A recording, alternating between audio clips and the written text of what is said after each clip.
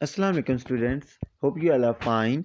Students, आज हम करेंगे bio class 9 chapter number 4 exercise. So let's start. First of all हमारे पास हैं एमसीक्यूज। सो हम इनको सॉल्व करते हैं one by one.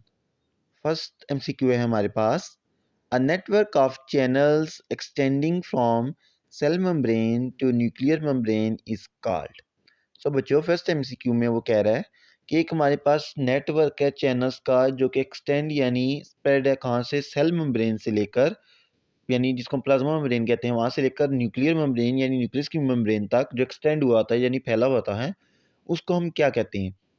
Option A है हमारे पास centriole, option B endoplasmic reticulum, option C ribosomes and option D centrosome. So correct option है बच्चों option number B, endoplasmic reticulum. जो एंडोप्लाज्मिक रेटिकुलम होता है, ये क्या होता है, ये होता है एक network of channels extending from cell membrane to nuclear membrane. Next MCQ है हमारे पास, the site of enzyme synthesis in cells is. के साइट के वो कौन सी जगह है जहाँ पे एंजाइम सिंथेसाइज होते हैं सेल्स में। ऑप्शन है हमारे पास lysosome, smooth endoplasmic reticulum, Golgi bodies, ribosomes. So बच्चों, करेक्ट ऑप्शन है इसका option A, lysosome. Got it students. अक्सर स्टूडेंट कंफ्यूज हो जाते हैं कि राइबोसोम्स, देखें जो राइबोसोम्स होते हैं वो साइट होती हैं प्रोटीन सेंसिस के, वहाँ पे प्रोटीन सेंसिसाइज करते हैं राइबोसोम्स। ये इन्होंने पूछा कि एंजाइम सेंसिसाइज कहाँ पे होते हैं, तो इसका करेक्ट ऑप्शन है ए, लाइसोसोम्स। जो एंजाइम्स होते हैं वो कहाँ पे सेंसिसाइज होते हैं, लाइसोसोम्स में। Got it. नेक्स्ट एमसीक्यू है हमारे पास, in which organelle are nucleic acids absent. कौन सी ऑर्गेनेली है जिसमें न्यूक्लिक एसिड्स एब्सेंट होते हैं। अच्छा बच्चों, न्यूक्लिक एसिड्स का आपको पता है कि न्यूक्लिक एसिड्स क्या आते हैं, डीएनए एंड आरएनए। ठीक है, ऑप्शन है हमारे पास chloroplast, Golgi apparatus, mitochondrion and the nucleus. So correct option है बच्चों B, Golgi apparatus. Got it students. Students,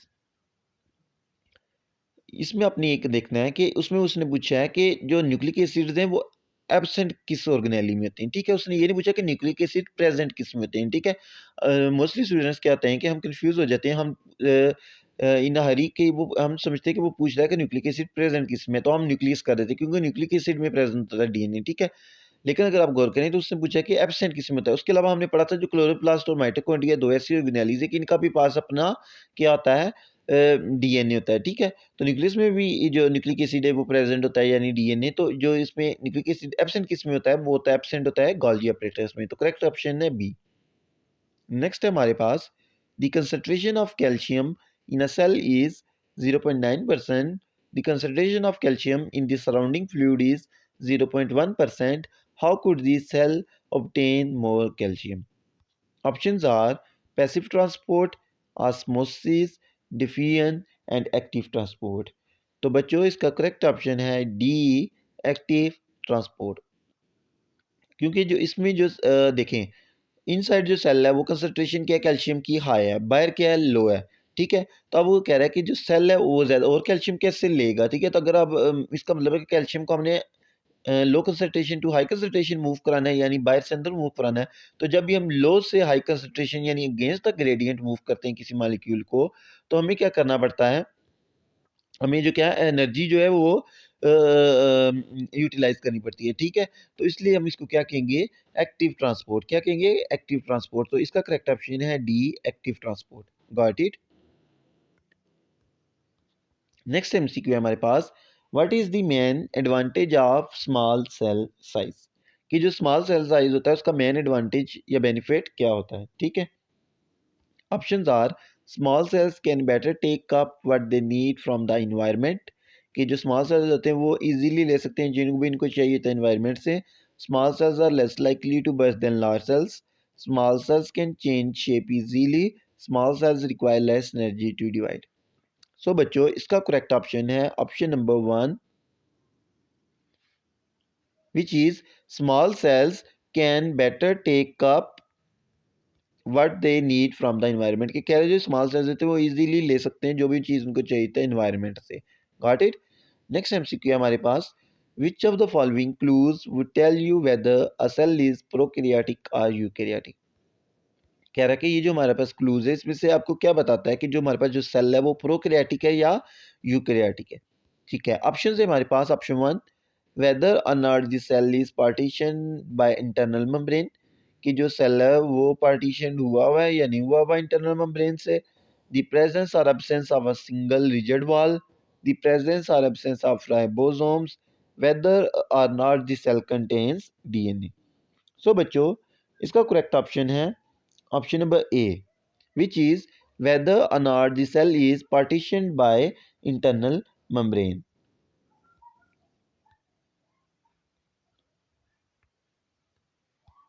ठीक है, देखिए बच्चों वो कह रहा है कि जो आप किस बेस पे डिफरेंशिएट कर सकते हैं प्रोकैरियोटिक और यूकैरियोटिक सेल में। ठीक है, तो हम इस बेस पे डिफरेंशिएट कर सकते हैं जो उसका इंटरनल है, जो नहीं सेल है वो पार्टीशन हुआ भाई नहीं इंटरनल मेम्ब्रेन से। कैसे कि दो जो यूकैरियोटिक सेल है उसमें पार्टीशन हुई होती है, यानी जो न्यूक्लियस होता है वो सेपरेट होता है देन साइटोप्लाज्म, लेकिन जो प्रोकैरियोटिक सेल में उसमें पार्टीशन हुई होती है। उसमें क्या होता है कि एक ही होता है साइटोप्लाज्म, न्यूक्लियस नहीं होता मेम्ब्रेन बाउंड, और जो हेरिडिटी मटेरियल डीएनए वगैरह था वो साइटोप्लाज्म में ही डिस्पर्स हुआ होता है। Got it. सो इसका करेक्ट ऑप्शन है option number A, whether not the cell is partition by internal membrane. Got it. Next MCQ है हमारे पास, which of the following helps root hair cells to take up water. ठीक है, कि इसमें से क्या चीज़ है जो रूट हेयर सेल्स को हेल्प करती है वाटर अपटेक करने में। ऑप्शन है हमारे पास, fibres, vacuole, xylem vessel, large surface area. सो बच्चों, इसका करेक्ट ऑप्शन है option number D, large surface area. Got it. देखिए बच्चों, वो कह रहे हैं कि इसमें से क्या चीज़ है जो रूट हेयर सेल्स को हेल्प करती है वाटर ऑब्जॉर्ब करने में, कि फाइबर्स, वैक्यूल्स, जाइलम वेजल्स या लार्ज सरफेस एरिया, के जो रूट हेयर सेल्स होते हैं उनका सरफेस एरिया लार्ज होता है जिसकी वजह से वो क्या कर सकते हैं, मैक्सिमम वाटर ऑब्जॉर्ब कर सकते हैं। ठीक है, नेक्स्ट है हमारे पास, what is the major advantage of using a light microscope instead of an electron microscope. कह रहा है कि क्या मेजर एडवांटेज है या बेनिफिट है कि हम एक लाइट माइक्रोस्कोप यूज करें instead of electron microscope. Option है हमारे पास, ability to observe living matter, superior resolution, use of very thin section, constant depth of focus. Very easy बच्चों, कह रहा है कि इसमें से क्या चीज़ है जो एक which is of advantage while using light microscope instead of electron microscope. So correct option is B, superior resolution. Got it students? Next MCQ है हमारे पास, which of the following clues would tell you whether a cell is prokaryotic or eukaryotic? I think students ये वाला MCQs repeat हुआ है, ये ऊपर भी था ये। विच आर द फॉलोइंग, अब एमसीक्यूज नंबर 6, कि इसमें से कौन सा जो क्लू आपको बताता है कि जो सेल है प्रोकैरियोटिक है यूकैरियोटिक। ऑप्शंस क्या है, whether not the cell is partition by internal membrane, presence of single rigid wall, presence और एब्सेंस ऑफ राइबोसोम, वेदर और not the cell contains DNA. ठीक है, ये सेम ऑप्शन, ये एमसीक्यूज रिपीट हुआ हुआ है। इसका जो करेक्ट ऑप्शन है वो है option A, whether not the cell is partition by internal membrane.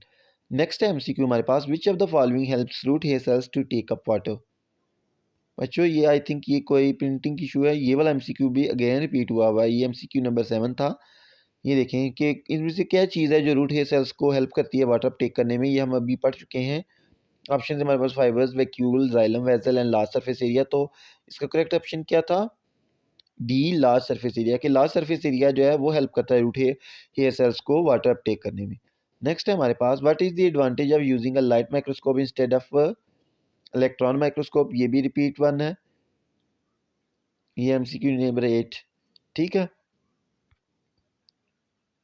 Next है हमारे पास, how do nitrate ions oxygen and water enter root hair cells. कह रहा है कि जो नाइट्रेट आयंस हैं, ऑक्सीजन है, वाटर है, वो कैसे इंटर करता है रूट हेयर सेल्स में। तो ऑप्शन है हमारे पास, ऑप्शन ए है हमारे पास कि जो by diffusion oxygen, by osmosis water and by active transport nitrate ions जो है वो इंटर करते हैं, ठीक है, रूट हेयर सेल्स में। नेक्स्ट है हमारे पास कि by diffusion water, by osmosis oxygen and by active transport nitrate ions. उसके बाद कह रहा है कि नाइट्रेट्स आइंस हैं जो वो मूव करते हैं थ्रू डिफ्यूजन, वाटर करता है थ्रू ऑस्मोसिस एंड ऑक्सीजन करता है थ्रू एक्टिव ट्रांसपोर्ट।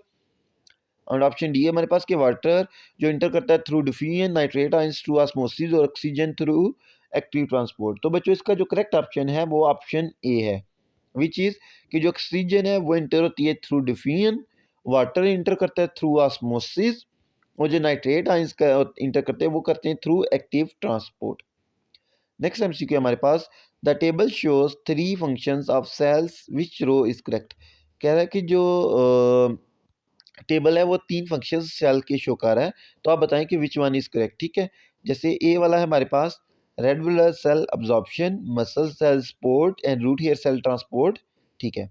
मतलब जैसे ये बताया हुआ है कि जो तीन सेल्स हमें बताए हुए हैं, जैसे ए वाले में red blood cell, muscle cell and root hair cell, और ये जो ऊपर लिखा हुआ कह रहा है कि रेड ब्लड सेल्स का अब्जॉर्प्शन में रोल है, मसल सेल्स का सपोर्ट का काम है और जो फंक्शन है, और जो रूट हेयर सेल्स का ट्रांसपोर्ट फंक्शन है। उसके बाद root hair cells absorption, xylem vessel support, red blood cell transport. C है ऑप्शन हमारे पास muscle cell absorption, red blood cell support और xylem vessel transport. Last one is xylem vessel absorption, root hair cell support and muscle cell transport. So बच्चों इसका जो correct option है वो है B, which is root hair cell. वो क्या में रोल प्ले करते हैं अब्जॉर्प्शन में, जाइलम वेजल्स सपोर्ट में, और जो रेड ब्लड सेल्स होते हैं वो ट्रांसपोर्ट में हेल्प करते हैं। Got it students. नेक्स्ट है हमारे पास द रिजॉल्विंग पावर और रेजोल्यूशन ऑफ अ माइक्रोस्कोप में बी डिफाइंड एज। कह रहा है जो रिजॉल्विंग पावर या रेजोल्यूशन थिक माइक्रोस्कोप की इसको हम डिफाइन कर सकते हैं एज। ऑप्शन है हमारे पास sharpness of image, smallest object can be seen, highest magnification, ability to distinguish between two objects. So बच्चों इसका करेक्ट ऑप्शन है option D, ability to distinguish between two objects. जो बच्चों हमने पीछे चैप्टर को रीड करते हुए पढ़ा भी था कि रेजोल्यूशन क्या आती है या रेजोल्विंग पावर किसी माइक्रोस्कोप की वो एबिलिटी होती है उसकी कि किसी भी दो ऑब्जेक्ट्स के बीच में डिस्टिंग्विश कर सके। नेक्स्ट एमसीक्यू हमारे पास आ जाता है, the table shows the presence और absence of nucleus in three types of cells, which option is correct. कह रहा है कि ये जो टेबल है इसमें बताया गया कि कौन से सेल्स में न्यूक्लियस प्रेजेंट है और किस में प्रेजेंट नहीं है, तो आप बताएं कौन सा ऑप्शन जो करेक्ट है। ऑप्शन ये है हमारे पास red blood cells nucleus absent, companion cells present, C element absent. Next option है red blood cells absent, companion cells present, C element present. Option C है हमारे पास रेड ब्लड सेल्स में न्यूक्लियस प्रेजेंट होता है, कंपेनियंस में absent और C elements में प्रेजेंट। और option D red blood cells में प्रेजेंट, कंपेनियन सेल्स में एब्सेंट, सी एलिमेंट में एब्सेंट। बच्चों इसका जो करेक्ट ऑप्शन है वो है option number B, which is, देखिए बच्चों जब भी उस तक एमसीक्यूज आ जाए मोस्टली, तो अगर आपने अच्छे तरीके से चैप्टर को तैयार किया हुआ है, रीड आउट किया हुआ है, तो आप कर सकते हैं इजीली सॉल्व, ठीक है। देखिए और जब हमने रीड किया था तो उसमें हमें पढ़ा था कि जो सेल्स होते हैं न्यूक्लिएटेड होते हैं, लेकिन कुछ सामने एक लाइन कहीं पड़ी थी कि कुछ जो सेल्स होते हैं सेल्स एंड टिश्यू इस चैप्टर में, कि जो कुछ सेल्स होते हैं वो ए न्यूक्लिएटेड होते हैं यानी विदाउट न्यूक्लियस होते हैं, और उसमें रेड ब्लड सेल्स की हमने एग्जांपल पढ़ी थी, यानी जो रेड ब्लड सेल्स हैं इनके अंदर न्यूक्लियस एब्सेंट होता है, ठीक है। तो इससे हमें पता चल गया जो जो ऑप्शन सी और डी है वो तो हो ही नहीं सकते, क्योंकि उन्हें रेड ब्लड सेल्स में न्यूक्लियस प्रेजेंट होता है नहीं, उनमें एब्सेंट होता है। तो ऑप्शन ए और बी, तो इन दोनों से जो करेक्ट ऑप्शन है वो है बी, रेड ब्लड सेल्स में न्यूक्लियस एब्सेंट होता है, कंपेनियन सेल्स में प्रेजेंट होता है, और जो सी एलिमेंट्स है उनमें भी प्रेजेंट होता है। नेक्स्ट एमसीक्यू है हमारे पास, what are the functions of xylem and phloem in green plants. Very easy बच्चों के कह रहा है कि जो जाइलम और फ्लोएम होते हैं उनका क्या फंक्शन होता है प्लांट्स में, ठीक है। ऑप्शन है हमारे पास xylem transport of water, phloem support and transport of sugar, B xylem transport of sugar, phloem sport and transport of water, C xylem sport and transport of water, phloem transport of sugar. Option D is xylem sport and transport of sugar and phloem transport of water. So बच्चों इसका जो correct option है वो है option number C, which is,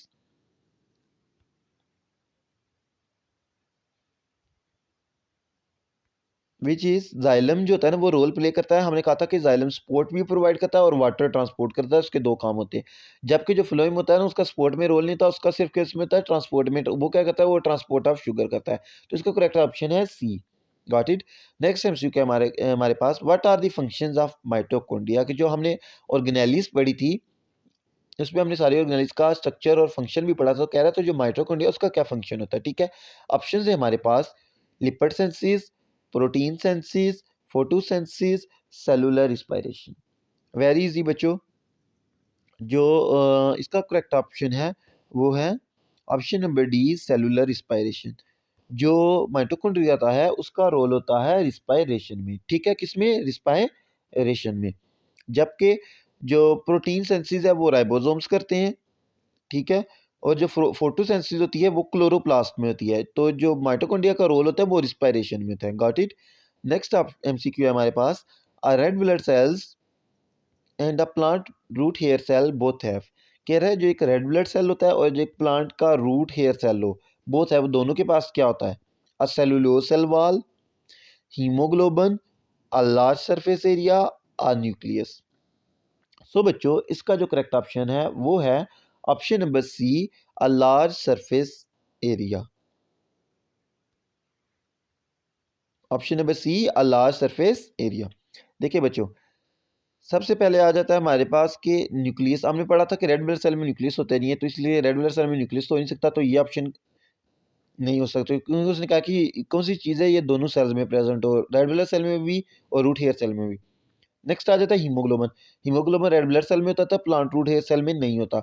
उसके अलावा आ जाता है सेलुलोज सेल वॉल। वो तो प्लांट के जो सेल्स होते हैं उनमें सेलुलोज होता है, ठीक है? वो जो प्लांट की सेल वॉल होती है वो सेलुलोज से होती है, लेकिन रेड ब्लड सेल में नहीं। उसके बाद जो लार्ज सरफेस होती आता है वो क्या था कि जो रूट हेयर सेल है उनका भी लार्ज सरफेस होती है और रेड ब्लड सेल का भी लार्ज सरफेस होती है। Got it?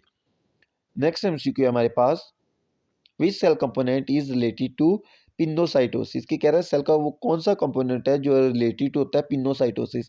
पिनोसाइटोसिस के बच्चों हमने पढ़ी थी एंडोसाइटोसिस और एक्सोसाइटोसिस पढ़ी। एंडोसाइटोसिस कहती है कि इनटेक ऑफ मटेरियल्स होती है, ठीक है, इनसाइड द सेल। और उसमें भी तो हमने दो टाइप्स पढ़ी थी, फेजोसाइटोसिस और पिनोसाइटोसिस।